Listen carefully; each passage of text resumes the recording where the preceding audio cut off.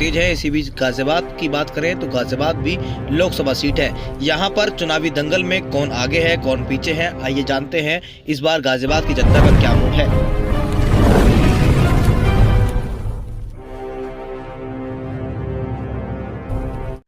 मेरा नाम बाबूलाल सेन है जी। क्या लगता है इस बार लोकसभा चुनाव को लेकर गाजियाबाद में किसकी टक्कर देखी जा रही है? गाजियाबाद में एक तरफा बहुजन समाज पार्टी के प्रत्याशी की लहर है, क्योंकि प्रत्याशी बहुजन समाज पार्टी का जो आया है नंदकिशोर पुंडीर, वो ठाकुर समाज से है और ठाकुर समाज गाजियाबाद जिले में पहले से यहाँ प्रत्याशी ठाकुर जीतते आ रहे हैं, क्योंकि यहाँ रमेश चंद्र ठाकुर कई बार सांसद रह चुके हैं और उसके बाद वीके सिंह ठाकुर अभी बीजेपी से 10 साल सांसद रहे हैं। उनको यहाँ सांसद बनने के बाद में इस शहीद नगर में, जो मैंने अभी अपनी बात के द्वारा पूछा शहीद नगर वालों से, उन्होंने कहा कि जी जब से 10 साल से सांसद वो रहे हैं, एक बार भी सांसद हमारे क्षेत्र में नहीं आए। क्या इस बार बीजेपी का बायकॉट कर रहे हैं आप लोग?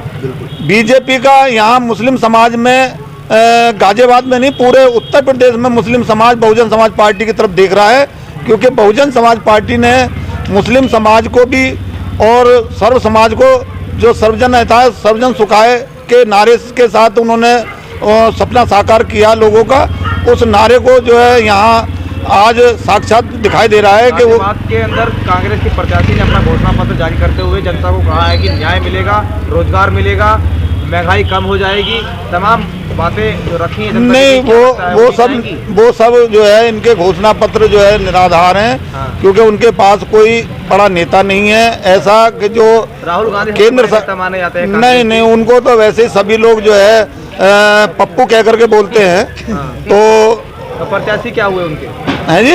जब बड़े लीडर पप्पू हैं तो प्रत्याशी नहीं, उसके लिए मैं कुछ नहीं कहूँगा। बाकी ये तो जग जाहिर है कि जो प्रत्याशी उतारा है वो पहले भी जो है कई बार चुनाव हारा है और आगे भी जो है इस टाइम उम्मीद नहीं है उनकी जीतने की। वो बेचारे अपना चुनाव लड़के अपने घर बैठ जाएंगे, पहले भी बैठे हैं वो। क्या नाम है सर आपका? मेरा नाम ओमवीर सिंह है। हाँ, क्या कहेंगे चुनावी मुद्दे क्या है, इस बार किसको वोट देना चाहते हैं? इस बार बहुजन समाज पार्टी को ही वोट देंगे। बहन जी के मतलब नीति और आदर्शों पर वोट देंगे। कोई मैनिपुलेट तो नहीं है आप लोगों का कि सब कुछ रणनीति बना के आए? ना, नहीं, कोई मैनिपुलेट नहीं है। नहीं, बहन जी जो है ना संविधान के, बहन जी संविधान के आधार पर चलती है और सभी को समानता का अधिकार देती है और बहन जी के यहाँ कोई पक्षपात नहीं है।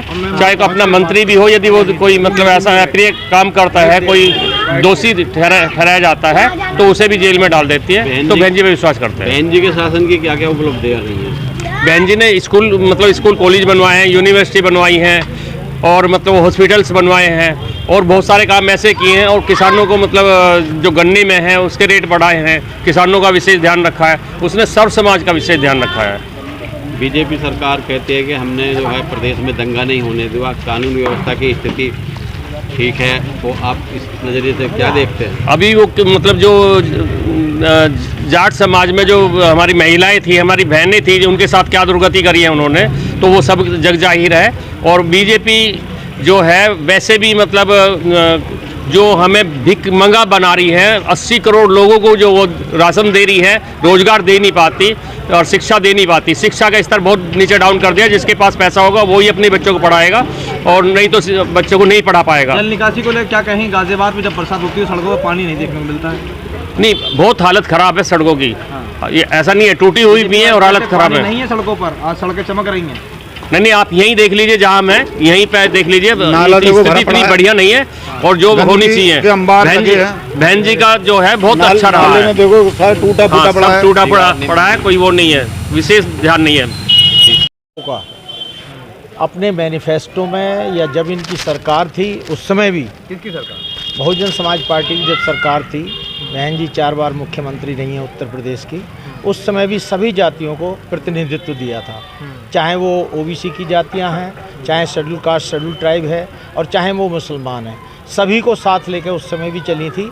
और पुनः की बात कही जाए तो सरवणों को वहाँ पर काफ़ी तवज्जो नहीं मिल पाया, ऐसा भी कहा गया। नहीं तो चलेगा अब तो जो आप कह रहे हैं वो किस आधार पे कह रहे हैं उस पर मैं कोई टिप्पणी नहीं करना चाहता, लेकिन वर्तमान में तो सवर्ण का ही जो है टिकट दिया गया। आप ठाकुर जाति से हैं जिनको टिकट दिया गया है, और आज 5 लाख वोट जो है इस लोकसभा में ठाकुरों का है।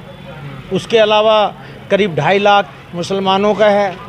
उसके बाद 2,20,000 जैसा बता रहे थे शेड्यूल कास्ट शेड्यूल ट्राइब का है।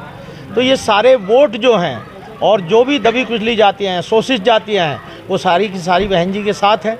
उन्होंने उस समय भी दिया। मेरे साथ जो खड़े हुए हैं बाबूलाल सैन जी इस बात का प्रतीक हैं कि उस समय इनको चेयरमैन बनाया गया, कैबिनेट का दर्जा दिया गया। तो ये सारी चीज़ें, उसके बाद तो किसी ने कुछ नहीं किया।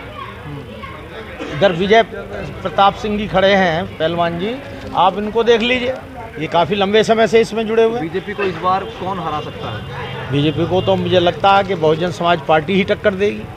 कांग्रेस भी टक्कर पे है क्या? कांग्रेस के बारे में हम कोई निश्चित नहीं कह सकते, खासकर इस सीट के बारे में।